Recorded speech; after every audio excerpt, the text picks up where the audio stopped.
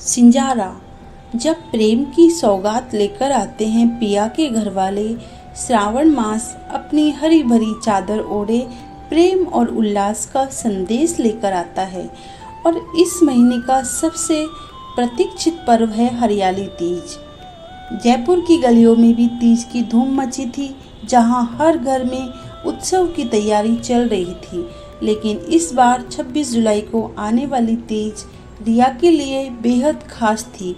उसकी सगाई अभी कुछ महीने पहले गौरव से हुई थी और यह उसकी शादी की पहली तीज थी। रिया का मन सुबह से ही उत्साहित था, क्योंकि आज सिंजारा आने वाला था। उसे पता था गौरव के घरवाले कितने प्रेम से यह रस्म निभाते हैं। दोपहर होते होते घर के बाहर गाड़ियों की आवाज़ सुनाई दी और रिया की धड़कनें तेज हो गई। गौरव की माँ, चाची, बुआ सबके चेहरे पर खुशी और स्नेह झलक रहा था। उनके हाथों में बड़े बड़े थाल थे, जो रंग बिरंगे कपड़ों, मिठाइयों और गहनों से भरे थे। रिया की माँ ने गर्मजोशी से उनका स्वागत किया। सिंजारा का सामान देखकर रिया की आंखें चमक उठी। एक थाल में घेवर के बड़े बड़े टुकड़े सजे थे, जिनकी खुशबू पूरे घर में फैल गई। यह तीज की पहचान थी और उसका स्वाद रिया को हमेशा से बहुत पसंद था। दूसरे थाल में रिया के लिए सुंदर सुंदर कपड़े थे।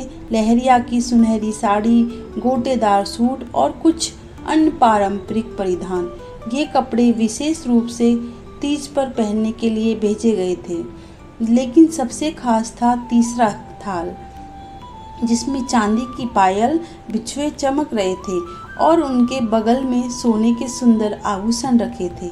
एक नाजुक हार, झुमके और चूड़ियाँ, ये सब गौरव के परिवार की ओर से रिया के लिए प्यार और आशीर्वाद का प्रतीक थे। गौरव की माँ ने बड़े प्यार से रिया के माथे पर हाथ फेरा और कहा, ये सब तुम्हारे लिए हैं बेटी, तीज पर इन्हें पहनकर तैयार होना। सिंजारा का यह आनंद प्रदान केवल वस्तुओं का नहीं था, बल्कि यह दो परिवारों के मिलन, स्नेह और आने वाले रिश्ते की नींव को मजबूत करने का प्रतीक था। रिया की मां ने भी गौरव के परिवार को कुछ उपहार दिए, जो आपसी प्रेम को दर्शाते थे।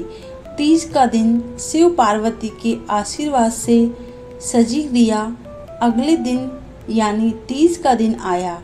रिया सुबह जल्दी उठी।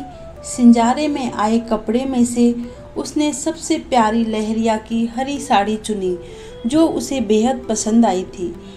सिंदूरी लाल रंग की बिंदी लगाई और गौरव के परिवार द्वारा भेजी गई सुंदर चूड़ियाँ हाथों में खनकाती हुई पहन ली। कानों में झुमके और गले में हार पहनकर रिया ने खुद को आईने में देखा। पैरों में चांदी की पायल और बिछुए उसकी खूबसूरती में चार चांद लगा रहे थे।